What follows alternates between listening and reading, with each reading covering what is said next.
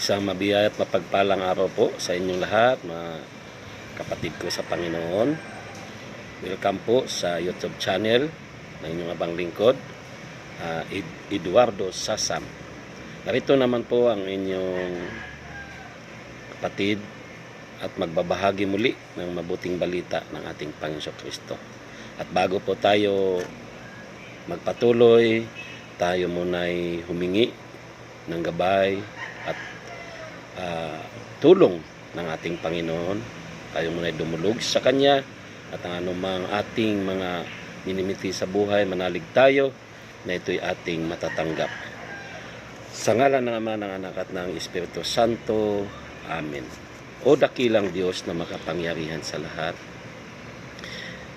Ikaw ang Diyos na may gawa ng langit at lupa, ang Diyos noon, ngayon at magpakailanman, ang Diyos na walang kapantay, walang katulad, ang Diyos na may-ari ng aming buhay. Pinupuri ka namin, pinasasalamatan, dinadakila, sinasamba sa Espiritu at katotohanan. Minsan pa, Panginoon, narito kami upang magnilay at mag-aaral ng inyong mabuting balita. Lubin mo po na inyong abang lingkod ay iyong kasihan, na iyong kapangyarihan, samahan iyong banal na Espiritu, na madala natin, O Diyos, ang mabuting balita sa mga tao makapakinig nito, makapanood nito, nang naayon sa iyong kalooban. Lubin mo, Panginoon, ang sinumang makatunghay o makapanood nito ay magiging pagpapala sa kanilang buhay. Ito'y daluyan ng pagpapala, lalo na sa buhay sa aspetong espiritual. Kaya Panginoon, maraming salamat at inaangkin ko na ang isang katagumpayan ng buhay na nagmula sa iyo ay aming matatanggap. Sa pangalan ni Jesus, sa ngalan ng Ama, ng Anak, at ng Espiritu Santo. Amen at amen. So ang ating pagbasa, mga kapatid ko sa Panginoon, na kung saan dito natin babasihan ang ating mensahe sa araw na ito, ayon sa Ebanghelyo ni San Mateo, Kabanata 8, talata 23 hanggang 27. So sabi dito, mga kapatid ko sa Panginoon, sumakay si Jesus sa bangka kasama ang kanyang mga alagad. Bumugso sa lawa ang isang malakas na unos at halos matabunan ng mga alon ang bangka. Ngunit natutulog noon si Jesus, kaya't nilapitan siya ng mga alagad at ginising. Panginoon, tulungan niyo po o tulungan ninyo kami, sabi nila. Lulubog tayo. At sinabi niya sa kanila, ano't kayo'y natatakot? Napakaliit naman ang inyong pananalig o ang pananalig ninyo. Bumangon siya, sinaway ang hangin at ang dagat at tumahimik ang mga ito. Namangha silang lahat at ang sabi, anong tao ito? Kahit ang hangin at ang dagat ay tumatalima sa kanya. Mga kapatid ko sa Panginoon, ang mabuting balita ng ating kaligtasan.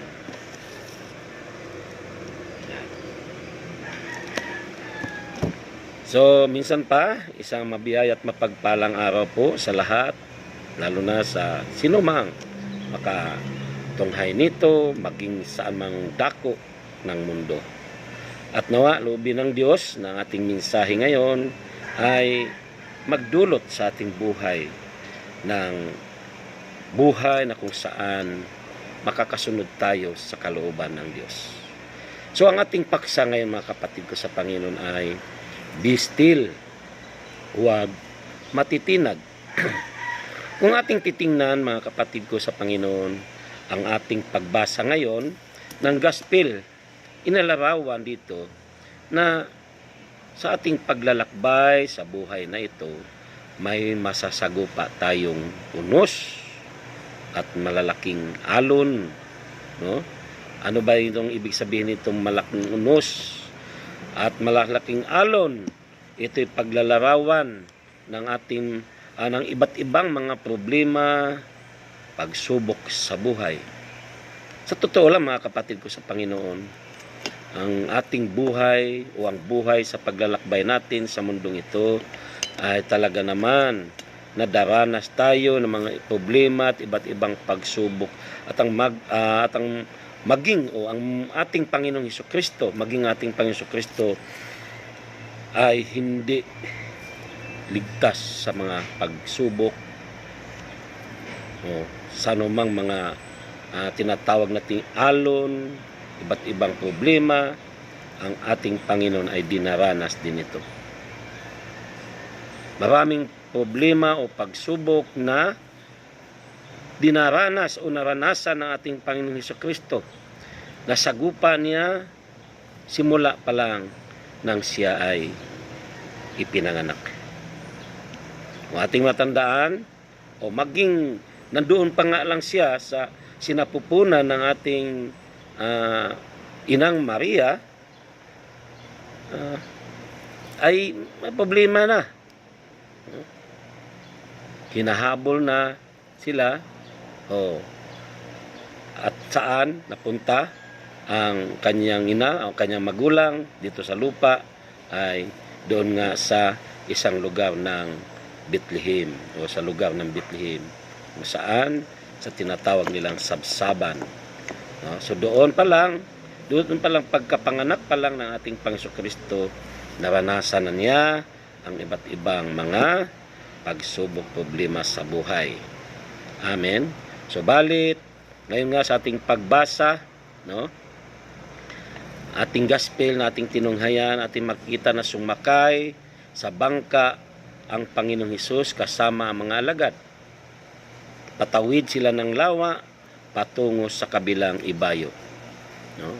Kasi dito wala namang sinabing patawid sila patungo sa kabilang ibayo, pero sa ibang sulat, nandoon yung sa Lucas, kung di ako nagkamali, o kay Mark, nandoon ang mga alagad kasama ang Panginoong Hesukristo nga tumawid sila papunta sa kabilang ibayo. At yung tawag nito, na natutulog lang ang Panginoon doon sa likuran. Dito ating makikita din sa ating pagbasa na sumakay ang mga alagad sa bangka kasama ang Panginoong Hesukristo, at nang nasa gitna na sila ng lawa ay biglang dumating ang unos at malalaking alon.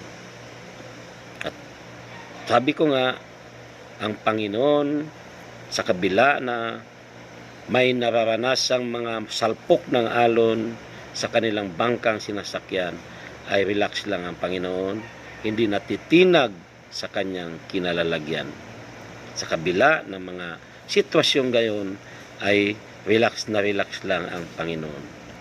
Kaya nga mga kapatid ko sa Panginoon, ang ating paksa ay huwag matitinag. Be still. Bakit? Dahil sa ating kapanahunan ngayon, pag ang tao ay nagpapadala sa kanyang nararanasang mga problema at pagsubok, mga sitwasyon ng buhay, di talaga maiwasan na hindi matatakot katulad ng nangyayari sa sitwasyon na naranasan ng mga alagad. So ngayon, ano nga ba ang dapat nating gawin upang hindi tayo matitinag sa kabila ng mga masasamang pangyayari ng ating buhay? Katulad nga ngayon, sa ating panahon na dumating ang isang sitwasyon o parang napakalakas na alon o salpok ng alon sa buhay o sa karamihan ng buhay dito sa mundo ngayon, hindi lang sa Pilipinas. Buong mundo na kung saan may COVID-19 na ito, ay ito matatawag nating isang napakalaking alon, salpok ng buhay na nagdadala sa lahat ng tao ng takot, pangangamba, na katulad ng nararanasan ng mga alagad na ang salpok ng alon sa kanilang sinasakyang bangka ay nagkaroon ng takot, pangangamba. Kaya ano ang dapat nating gawin upang hindi tayo matitinag sa ating pananalig sa Diyos? Ay lumapit tayo kay Jesus. Upang hindi tayo matitinag sa ating kinalalagyan, come to Jesus. Kaya sabi doon sa talata 25, sabi doon, Kaya't nilapitan siya ng mga alagad at ginising, Panginoon, tulungan ninyo kami. Sabi nila, lulubog na tayo. Lulubog tayo, ano ka ba? Natutulog ka lang diyan. Bakit? Bakit ka tulog ng tulog? Ayan, malulubog na tayo. So, kung dalhin natin ito mga kapatid ko sa ating kasalukuyang buhay, na kung saan mararanasan natin ang salpok ng alon, sabi ko nga, naglalarawan ito ng mga problema at pagsubok, ano ang dapat nating gawin? Lumapit lang tayo kay Jesus. Katulad ng ginawa ng mga alagad. Bakit nga ba kay Jesus tayo lalapit? Bakit? Dahil nasa Kanya ang kalutasan. Sa Kanya ang kalutasan ng ating mga problema, anumang problema natin o mga pagsubok sa buhay. Dahil siya ang direktang may koneksyon sa Diyos. Amen. Siya ang may direktang koneksyon sa Diyos Ama na makapangyarihan sa lahat. Kaya mga kapatid ko sa Panginoon, lumapit lang tayo sa Panginoon kapag meron tayong mga nararanasang hindi maganda na nangyayari sa ating buhay, katulad ng ngayon na dumanas tayo ng pandemic na ito, na lubhang kinakatakutan ng iba, ng karamihan.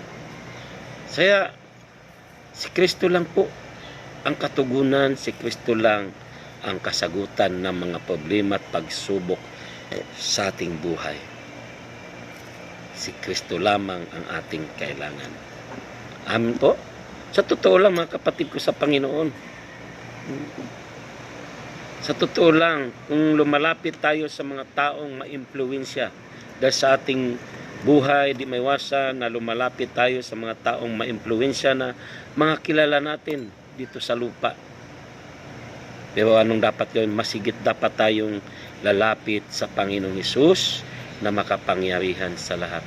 Naniwala ba tayong si Hesus ang makapangyarihan sa lahat? Si Hesus ang makapangyarihan sa lahat. Bakit? Dahil sa Kanya lang, siya lang ang makapangyarihang pangalan na pinababa, umula sa langit na bumaba dito sa lupa. Amen po. So lumapit kay Hesus sa oras na dumating ang unos sa ating buhay. Ano? Sa pamamagitan ng ating prayer. Lumapit tayo kay Hesus. Sa pamamagitan ng ating pagdalo sa gawain ng Diyos.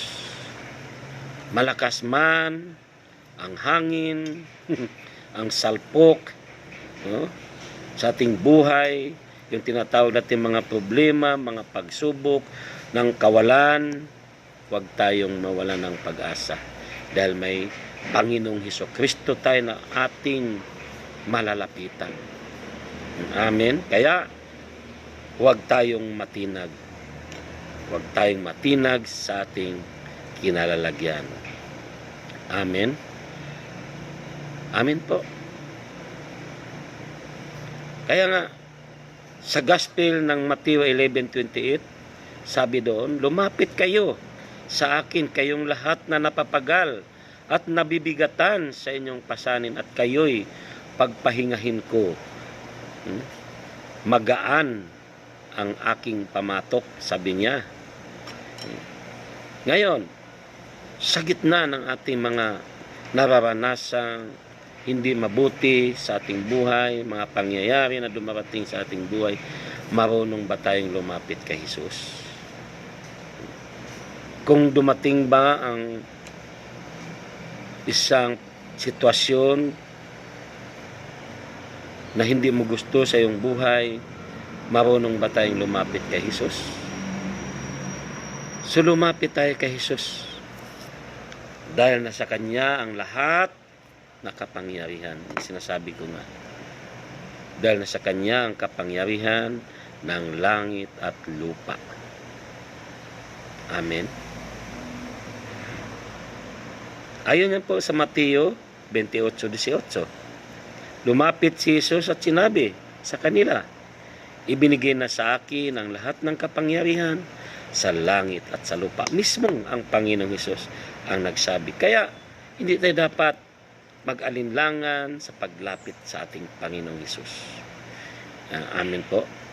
So upang hindi tayo matitinag, no, be still ang ating paksa, upang hindi tayo matitinag sa ating kinalalagyan,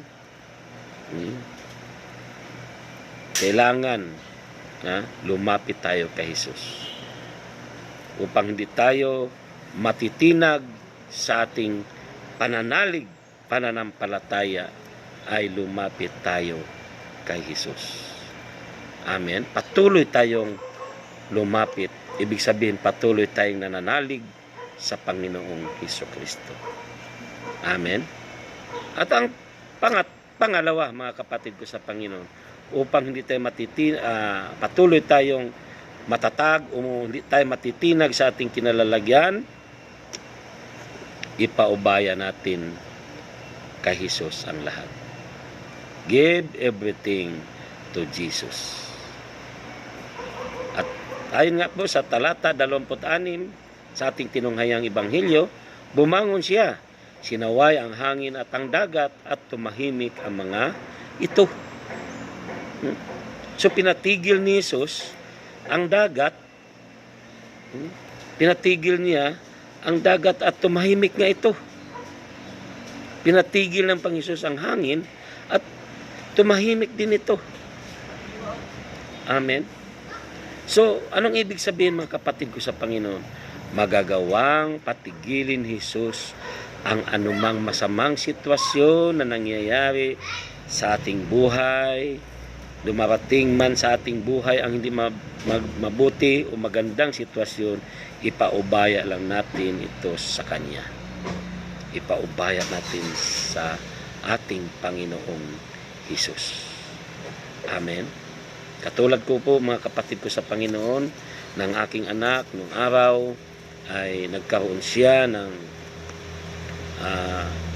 malaking bukol dito, lumulubo ang kanyang lalamunan kapag nagsasalita siya na parang nanggigigil, lumulubo ang kanyang lalamunan. Subalit, ang ginawa ko ay pinagkatiwala ko sa Diyos.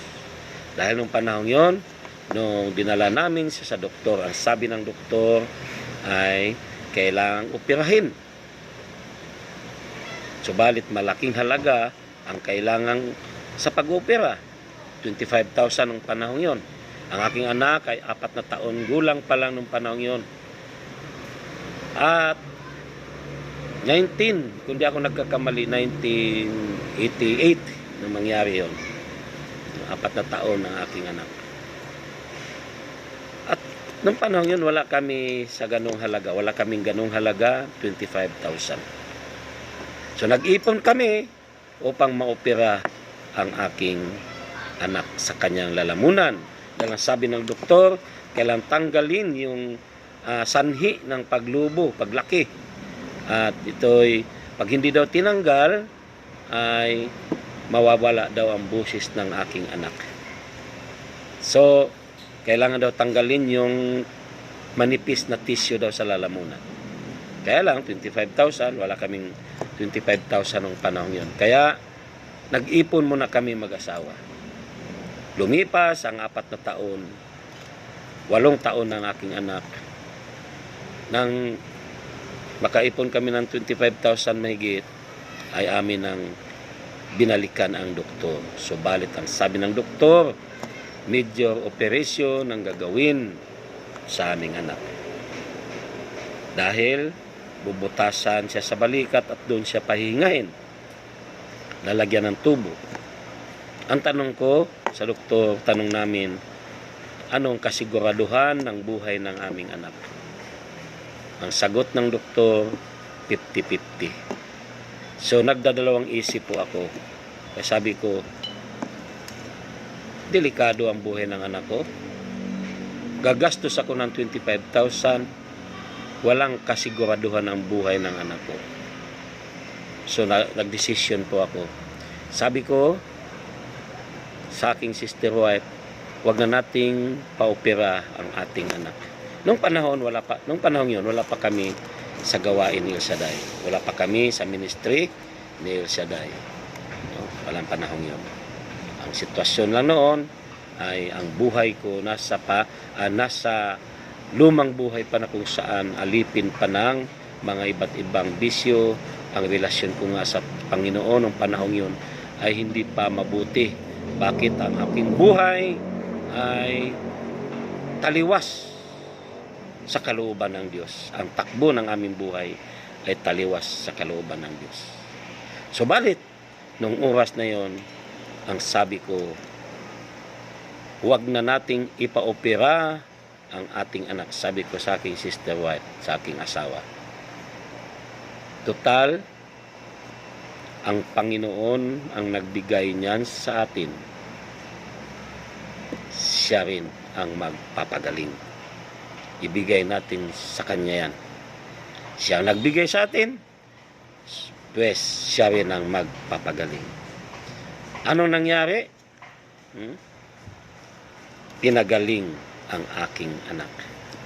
Lumaki ng lumaki ang aking anak, na nawala na yung paglaki ng kanyang lalamunan, at hanggang sa nakapag-graduate siya ng college, nakapag-aral, nakapasok sa trabaho bilang seaman.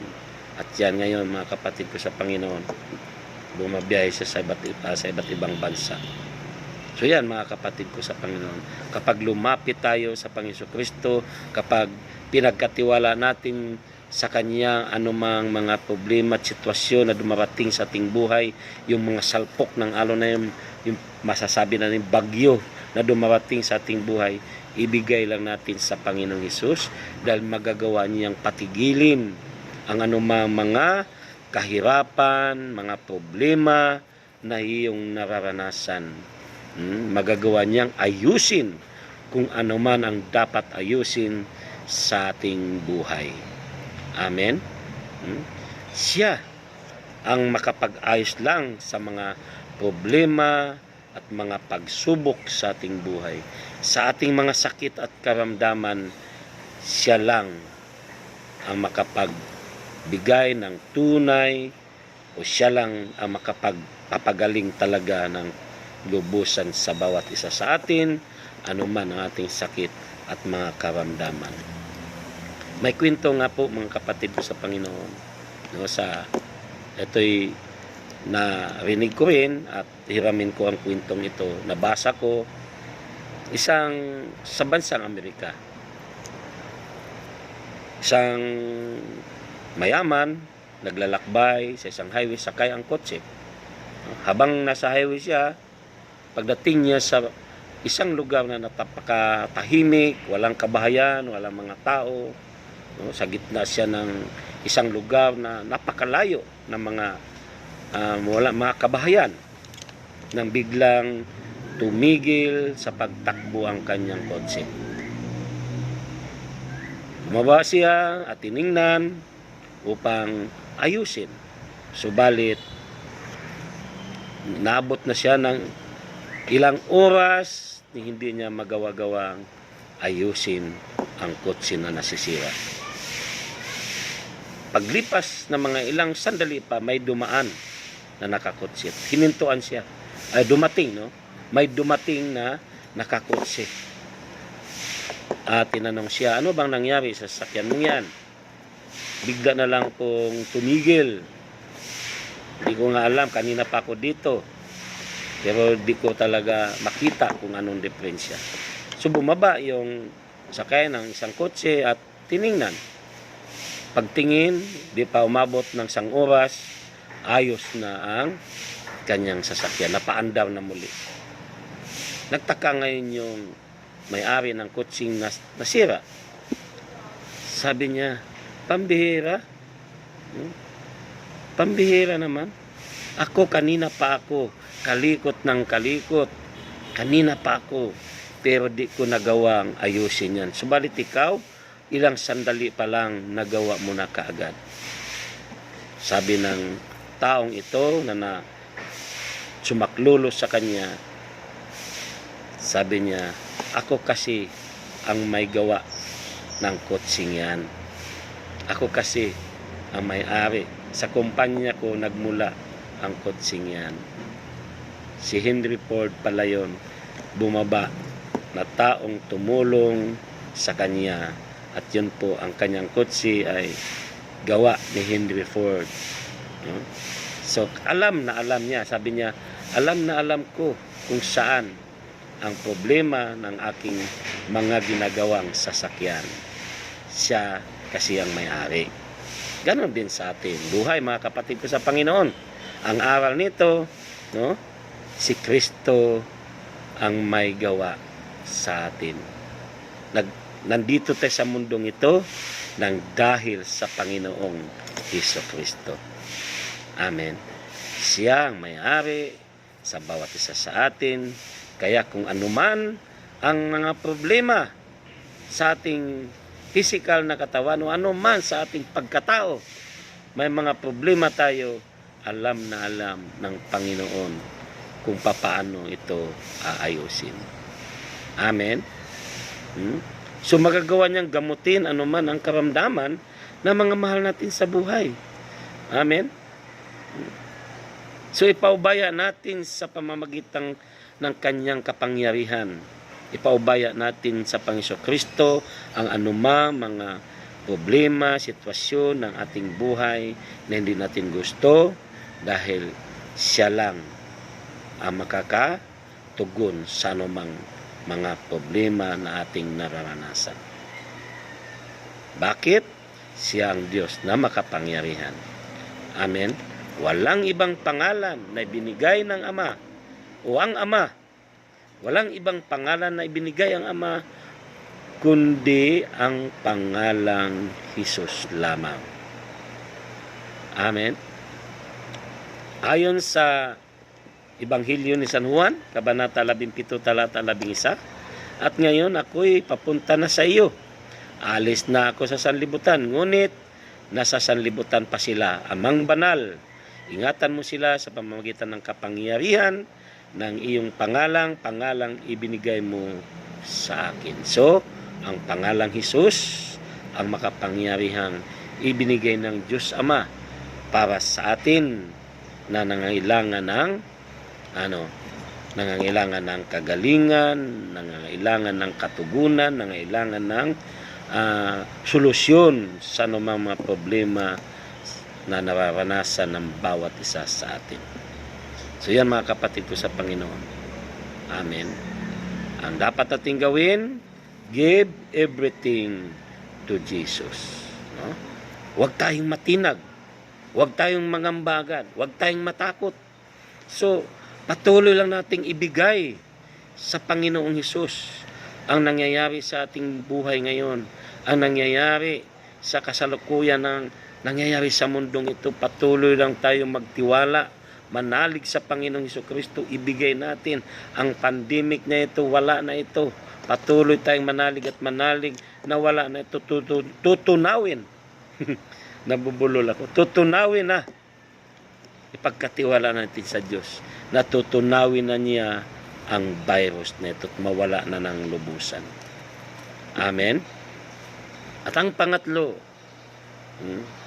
na gagawin upang hindi tayo matitinag sa ating pananalig sa Panginoong Hesus, hindi tayo matitinag sa ating kinalalagyan. Have great faith in God, no? Magkaroon ng malaking pananalig sa Diyos. Kailangan malaki. Dahil sabi doon sa talata 26 nating tinunghayan, at sinabi niya sa kanila, ano't kayo'y natatakot?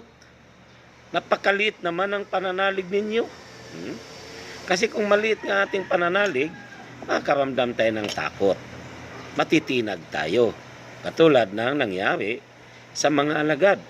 Natinag sila sa kanilang kinalalagyan. Natinag ang kanilang pananalig. So dapat dagdagan. Magkaroon tayo ng malaking pananalig sa Diyos. Amen. Amen po ba?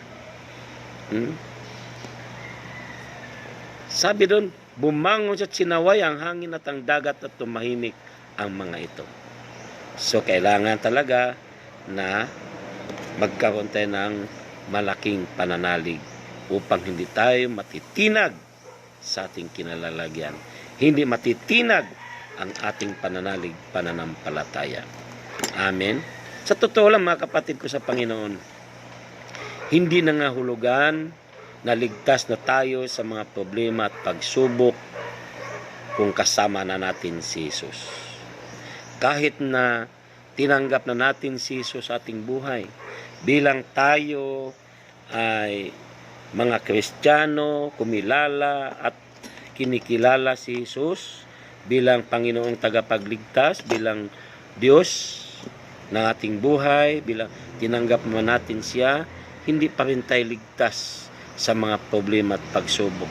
Sa ating sa ating tinunghayang ebanghelyo, sa gospel, ating makikita na kasama ng mga alagad ang Panginoon. Subalit, naranasan pa rin nila ang salpok. At sasabi natin nga, salpok ito ng mga problema sa ating buhay.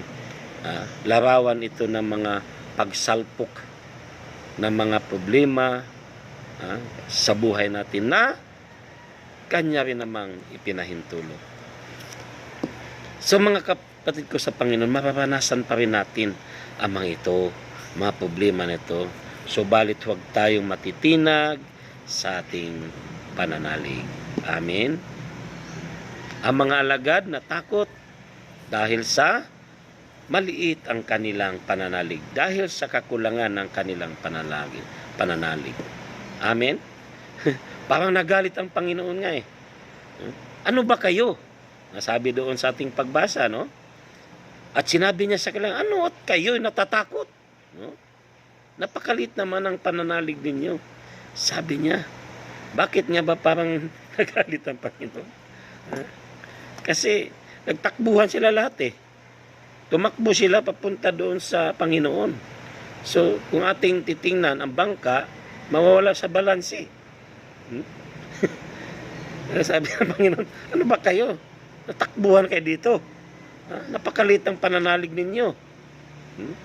So mawala sa balanse, maaring pag wala na sa balanse ang bangka, doon nalulubog talaga, tataob ang bangka. Kasi tumakbo sila eh. Nawawala sa balanse ang bangka. Kaya kung may pananalig tayo, anumang problema na dumating sa ating buhay, hindi tayo dapat matitinag. Huwag tayong basta-basta matakot. Huwag tayong basta magkaroon ng kabalisahan, takot. Bakit? Mawawala rin sa balanse ang takbo ng ating buhay. Kapag nandyan na ang takot pangangamba, mawawala sa balanse. Kaya nga, nandoon na, nakatuon na tayo sa takot, pangangamba, kaya nga, di tayo makamove on. Di tayo makamove on sa buhay na ito kapag tayo'y patuloy na magkaroon ng takot, pangangamba sa pangyayari ngayon, sa COVID-19 na ito. Ano mangyari? Di ka na ba magtatrabaho dahil matatakot ka? Ayaw mo nang makipagkamay, ayaw mo nang lumapit, no? Social distancing na talaga, no? So, wala nang mangyayari. Paglayo sa isa't isa ang mangyayari. Paglayo. So, yung pangyayari na ito kapag patuloy nating ginagawa, hindi talaga maganda. Kasi mawala na yung magandang relasyon niya, no? Mangyayari niya, okay. Anuhan na lang, kawayan na lang. So, para sa akin, hindi tayo makakamove on ng maayos kapag patuloy tayong may takot sa ating puso, sa ating pagkatao. Amen. So patuloy lang tayong magkaroon ng pananalig at dapat malaking pananalig upang hindi natin maramdaman, hindi tayo matitinag, hindi natin mararamdaman ang takot o kabalisahan. Bakit? Kung may pananalig tayo kay Jesus, anumang problema na dumating sa ating buhay, hindi tayo apektado. Hindi ka ninervyusin, natili tayong matatag, hindi tayo matitinag sa ating pananalig pananampalataya sa ating Panginoong Hesus, sa ating Diyos. Amen. So sa pamamagitan ng mayroon tayong pananalig pananampalataya, mangyari ang himala sa buhay natin. Kaya kung tayo patuloy na nananalig sa Diyos, ay mangyari ang himala na lubusan ng mawawala ang pandemic na ito. Amen. Habang natatakot ka, mangyayari yung kinatakutan mo. Naalala ko nung araw, kapag ako'y nagluluto, takot na takot yung iba. Sa obserbasyon ko, natatakot sila na matalsikan. Kapag nagpiprito ng isda o anuman na piniprito, tumatalsik ang mantika. Takot na takot sila. Ako din, nung sa simula, nung ako'y nagluluto, tumatalsik nga. Tumatalsik yung mantika, talagang matatakot ka kasi tatalsik sa mukha mo, minsan tatama pa sa parting mata mo. Pero napansin ko, nung hindi ako natatakot, lumalapit ako lalo doon sa kawali, nawawala, hindi na siya tumatalsik. Sabi ko, ganun pala yun eh. Hindi pala dapat tayo matakot matalsikan. Humihinto siya. Naranasan ko po yan. So ang panlaban lang, huwag tayong matakot. Labanan natin yung kinatakutan natin. Katulad ng pagpunta mo sa isang lugar na madilim. Kapag takot na takot ka, hindi ka talaga makakadaan sa isang lugar na madilim. Kapag natatakot ka. Kaya dapat puntahan mo. I-overcome mo yung takot mo doon sa dilim. Amen. Tulad ko rin, nung araw pa, kapag nakakita ako ng patay sa taol, di ko kayang tingnan. Takot na takot akong tumingin sa patay. Bakit? Hindi ako makakatulog pagdating ng gabi. Dahil kahit anong gawin kong pikit sa aking mata, yung mukha nung nasa taol na patay ang aking nakikita. Kaya magdamag na hindi ako makakatulog. So yan. Subalit, nung marinig ko ang pangaral ng ating punong lingkod na i-overcome mo, kung ano yung kinatakutan mo, dapat labanan mo. So anong ginawa ko? Kapag may patay, lalapit na ako doon sa patay. Tinitingnan ko na at humahawak pa ako sa taol. Tinitingnan ko yung patay at hinahawakan ko yung taol. So yun pala ang gagawin. At mula nung ginagawa ko yun, hindi na ako natatakot. Nawala yung takot ko sa patay. At hindi na ako, ibig sabihin, nakakatulog na agad ako, hindi na naisip ko, hindi na ako na nakikita, hindi na pumapasok sa aking isipan, ang mukha ng patay na yon. So yan lang pala. Pasukin mo yung kinatakutan mo. Kasi ang takot ay nasa isip lamang.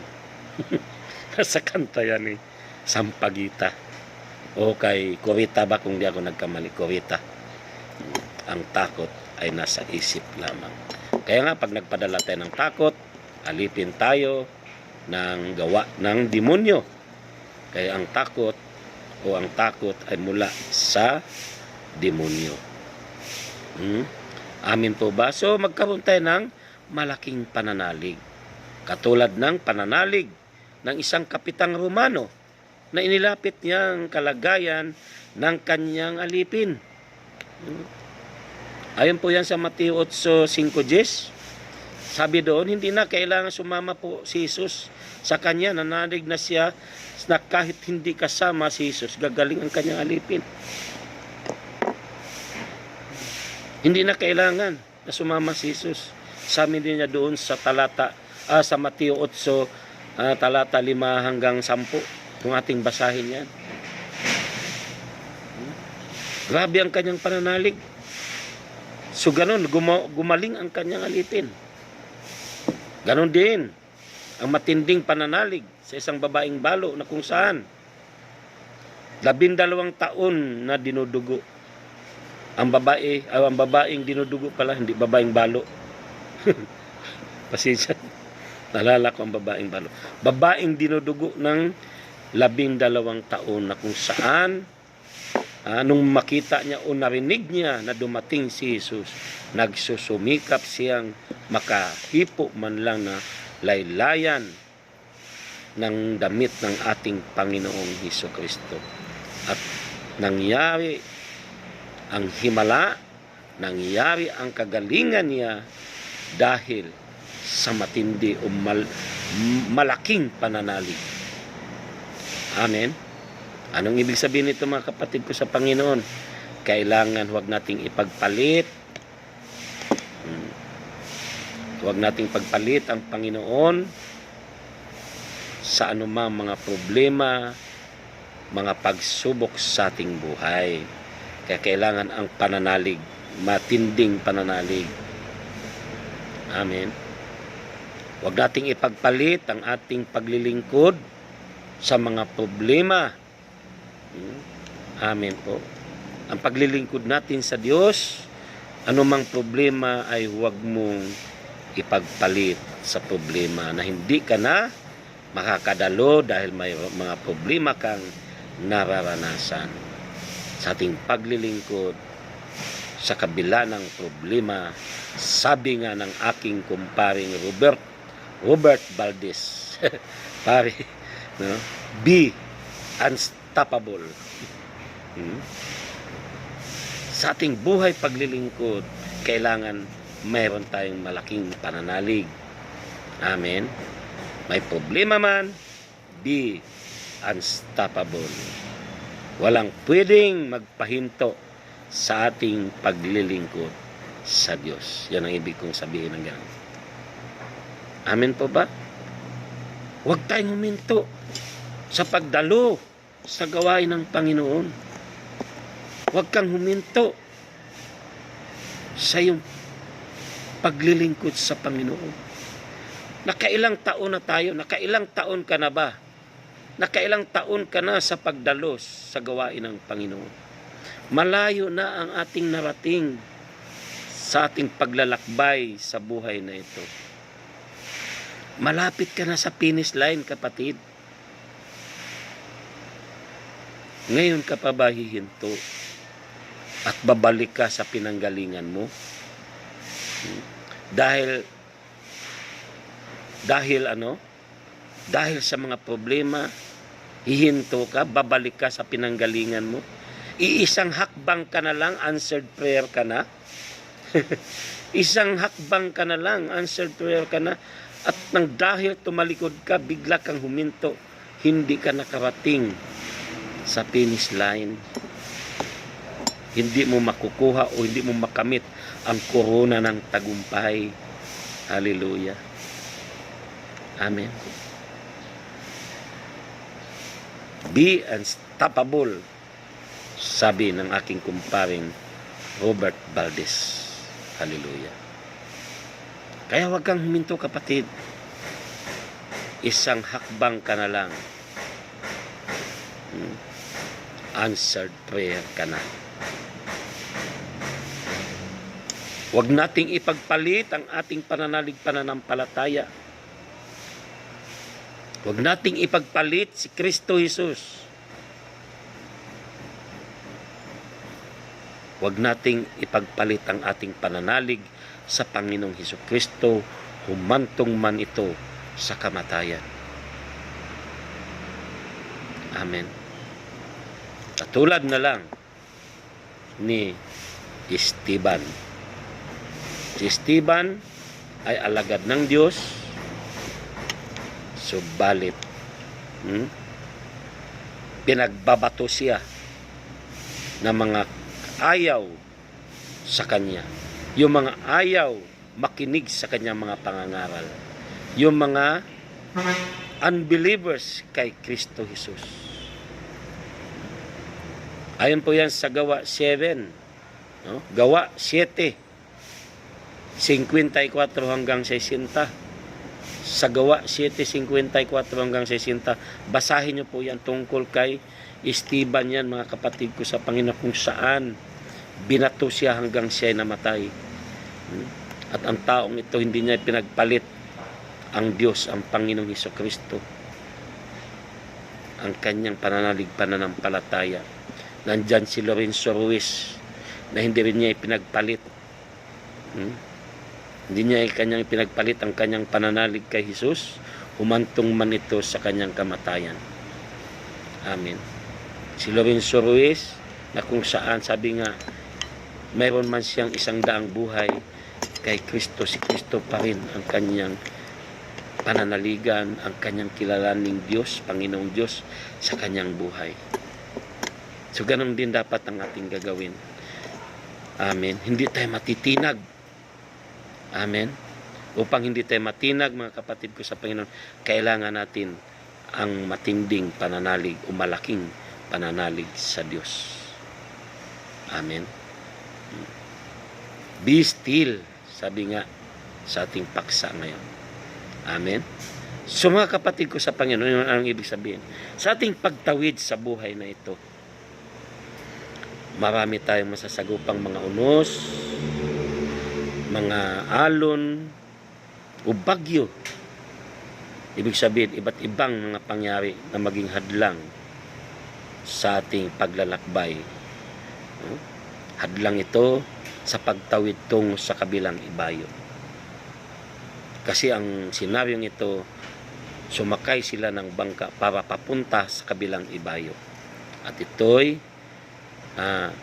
sa kanilang paglalakbay sa gitna ng lawa, naranasan nila ang malalaking salpok ng alon. At sa buhay natin, sa paglalakbay natin sa mundong ito, tungo sa ating pagtawid sa kabilang ibayo na kung saan nandoon ang gantimpala, nandoon ang biyaya, ang korona ng tagumpay na dapat nating matanggap, ang buhay na walang hanggan.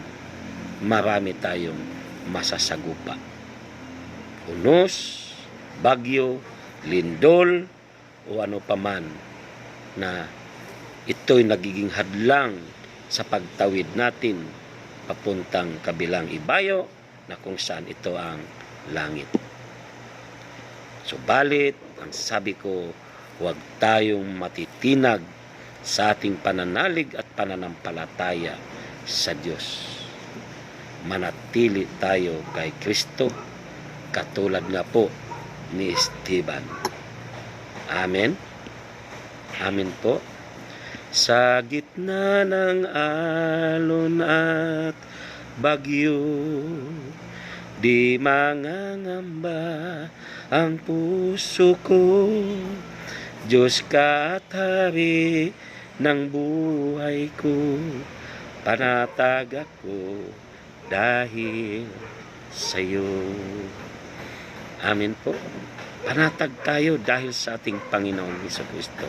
Ating paksa ay hindi tayo dapat matinag. O be still, huwag matitinag. No?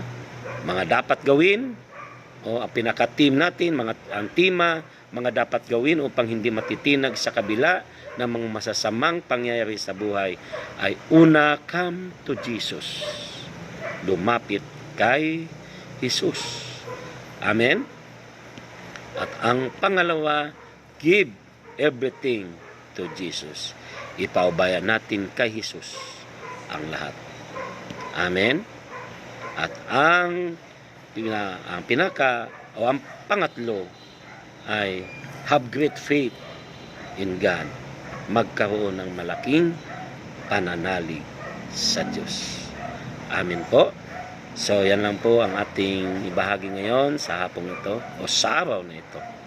Loobin ng Diyos na ang mensahe natin ito ay makakatulong sa inyong lahat, lalo na sa mga taong may panghihina, nakakaranas ng mga bagyo at masalpok ng alon sa buhay, no? At ito'y nagdala sa ating buhay upang tayo manlupaypay sa ating pananalig, pananampalataya sa Diyos. So, loobin ng Panginoon na ito'y naging daluyan ng pagpapala niya para sa inyong lahat na makatunghay nito. So, tayo manalangin magkaisa tayong manalangin sa oras na ito. Lord, maraming salamat sa araw na ito. Salamat sa iyong mensahe sa amin.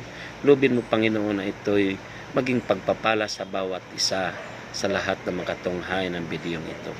Lord, ang kinin ko po na kaming lahat, silang lahat na makapanood nito ay answered prayer na pinagpala mo na sila sa lahat ng aspito ng kanilang buhay, sa pangalan ni Jesus, sa ngalan ng Ama, ng Anak, at ng Espiritu Santo.